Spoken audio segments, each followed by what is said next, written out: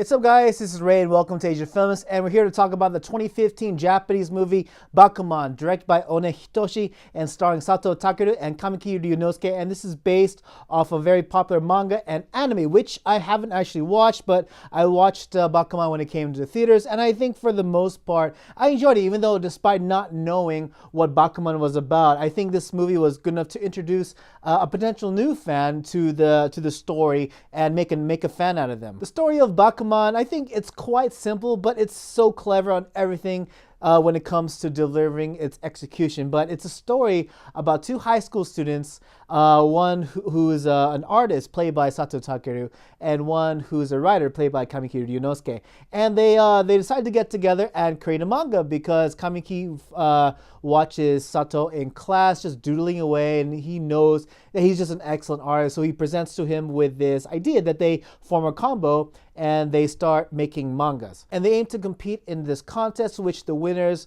are allowed to be serialized in Weekly Shonen Jump, which is probably the biggest manga magazine in Japan, and it's an actual magazine. And so we see the struggles of the two guys week to week as they try to make their manga a big hit. So with the pauses for Bakuman, well, as I said earlier, this movie is good enough so that way a potential new fan, someone who doesn't know the source material, can jump in and enjoy this film as a one-shot experience.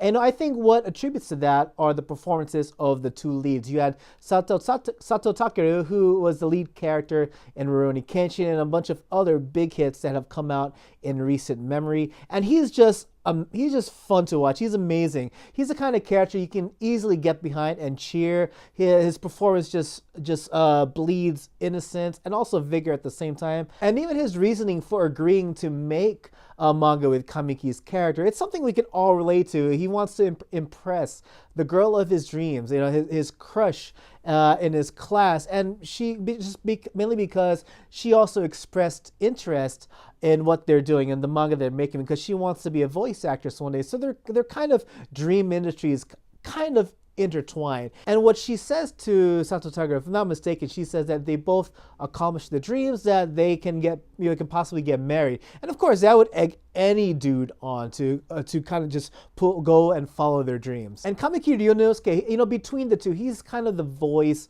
of motivation, the voice of, let's do this, come on, we can do this. While Satoh Takeru is really reluctant at times and kind of stubborn at times, but in the end, the pair of them have excellent chemistry. It's just, you really believe that these guys are two friends who just, the way they bounce back and forth off of each other, and just seeing them struggle, burning the midnight oil, trying to finish each chapter and make their deadlines. Like, man, you really feel for these guys' struggles. And even Sometani Shota is in this movie, and he plays the rival of the pair. He plays the kind of reclusive but genius character trope that we see in a lot of anime and manga, and seeing their rivalry get expressed on screen. First of all, you get like weekly rankings, if you will, where the best or most popular manga each week, it gets put in like a top 10 ranking. And then the struggle between every artist that's featured in this story is that they're trying to be number one. You see Satoh and Kamiki's characters just rise up the ranks, but Sometani's character is already pretty high up there just because he's pretty well known and he's considered a genius by trade. And I love the visual effects that they use when it shows them, dueling head to head. They don't actually fight per se, but the way this movie shows them, it really looks like they're in like this battle arena of some sort, or they're doing all this cool action choreography loaded with brushes. Every time they make a swing for it, these brush strokes appear on screen. So it looks like these manga effects are coming together and making their fight look like a manga. This is of course actually manifesting in their imaginations, as if they can visualize in their minds how it feels to duke head to head, but they're not fighting head to head in actual, like, physically speaking. They're duking it head to head in the rankings. And to see this kind of thing portrayed on screen, it's a lot of fun. I also enjoy the history lesson of Shonen Jump. Shonen Jump, as I said, is the biggest manga magazine in Japan, and there are dozens to hundreds of weekly to monthly manga magazines that you can find at any convenience store, at any bookstore, and they're just full of all these wonderful and interesting stories. And obviously Weekly Shonen Jump is the biggest one. You get a history lesson in the beginning of the story, and you can have an idea as to how the industry works and how the industry decides who makes it or who they abandon.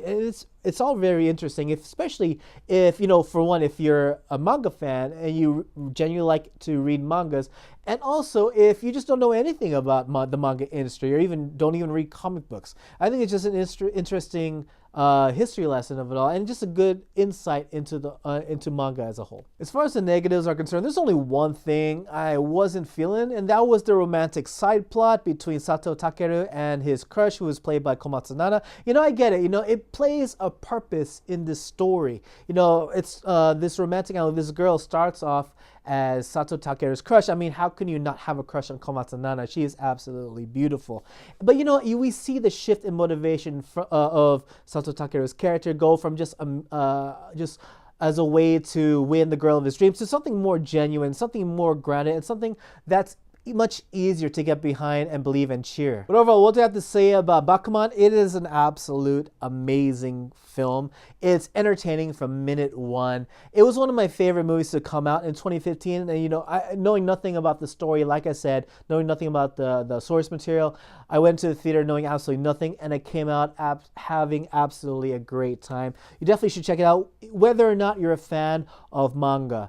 I think those who enjoy manga, those who enjoy reading manga or even watching anime will have a lot to appreciate about this movie. But at the same time, those who don't know anything about manga nor have a care in the world about it, I think will still have a lot to appreciate about this story. After all, it's about these two friends coming together, burning the midnight oil, going struggling, and achieving their dreams. But yes, those are my thoughts on Bakuman. What did you guys think? Please let me know in the comment section below. If you enjoyed this video, please leave a like. If you're new to my channel, please subscribe. And if you really did my content, please know you can support Asian Films via Patreon from as little as $1. And that's about it for me, guys. As always, everyone, thank you so much for watching. Hope to see you all again in the next video. Take it easy.